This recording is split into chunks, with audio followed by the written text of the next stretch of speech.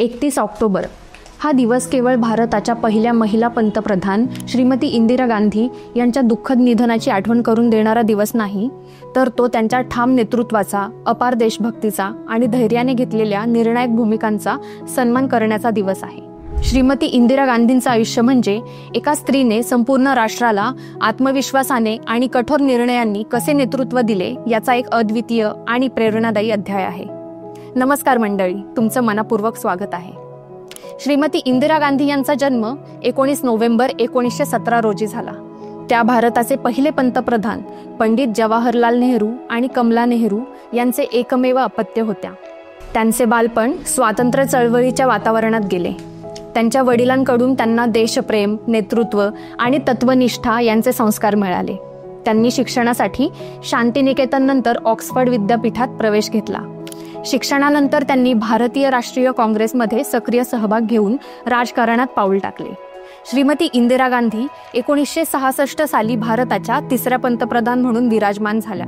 त्या भारताच्या पहिल्या महिला पंतप्रधान होत्या आणि आजपर्यंतही एकमेव महिला पंतप्रधान आहेत। त्यांच्या कारकिर्दीत त्यांनी अनेक मोठे निर्णय घेतले जेव्हा देश कठीण प्रसंगातून जात होता। त्यांनी 1969 साली बँकांचे राष्ट्रीयकरण करून आर्थिक समतेचा पाया रचला। तसेच गरिबी हटाव हे धोरण राबवून गरीब जनतेला सशक्त करण्याचा प्रयत्न केला। श्रीमती इंदिरा गांधींच्या कार्यकाळातील एक मोठा आणि वादग्रस्त निर्णय म्हणजे 1975 मध्ये लागू केलेली आणीबाणी। या काळात काही नागरिकांच्या मूलभूत स्वातंत्र्यावर मर्यादा घालण्यात आल्या। जरी हा निर्णय विरोधात गेला तरी त्यांच्या धैर्याचा आणि नेतृत्वाचा तो एक भाग ठरला। श्रीमती इंदिरा गांधींचे नेतृत्व 1971च्या भारत-पाकिस्तान युद्धात विशेष उठून दिसले।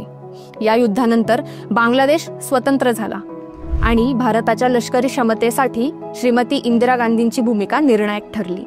1984 साली पंजाबमधील दहशतवाद विरोधात कारवाई अंतर्गत ऑपरेशन ब्लू स्टार राबवण्यात आले। त्यानंतर 4 महिन्यांनी 31 ऑक्टोबर 1984 रोजी त्यांच्याच अंगरक्षकाकडून त्यांच्यावर गोळीबार करण्यात आला। हा प्रसंग भारतीय राजकीय इतिहासातील सर्वात धक्कादायक आणि दुःखद घटनांपैकी एक मानला जातो। त्या दिवशी संपूर्ण देश शोकाकुल झाला। त्यांच्या निधनानंतर देशभरात दंगल सदृश परिस्थिती निर्माण झाली। या घटनांना आजही भारतीय इतिहासातील एक काळा अध्याय म्हणून ओळखले जाते। श्रीमती इंदिरा गांधींचा वारसा हा त्यांच्या राजकीय निर्णयांइतकाच त्यांच्या व्यक्तिगत मूल्यांमध्येही दिसतो। त्यांनी एक स्त्री म्हणून पुरुष प्रधान राजकारणात स्वतःची जागा निर्माण केली। त्यांनी देशासाठी जे धोरणात्मक निर्णय घेतले ते आजही अभ्यासले जातात। त्यांचं व्यक्तिमत्व दृढनिश्चयी, स्पष्ट वक्तेपणा आणि राष्ट्रहितासाठी झगडणाऱ्या नेतृत्वाचं प्रतीक होतं। 31 ऑक्टोबर हा दिवस राष्ट्रीय संकल्प दिवस म्हणूनही साजरा केला जातो। याचा उद्देश म्हणजे नागरिकांमध्ये देशप्रेम, सामाजिक एकात्मता आणि राष्ट्रासाठी योगदान देण्याची भावना जागवणे। श्रीमती इंदिरा गांधींच्या जीवनातून आपल्याला अनेक शिकवण्या मिळतात। त्यांनी शिकवलं की कठीण निर्णय घ्यायची तयारी ही नेतृत्वात खूप महत्त्वाची असते। त्यांनी हेही दाखवून दिलं की स्त्रियाही राष्ट्राचं नेतृत्व समर्थपणे करू शकतात।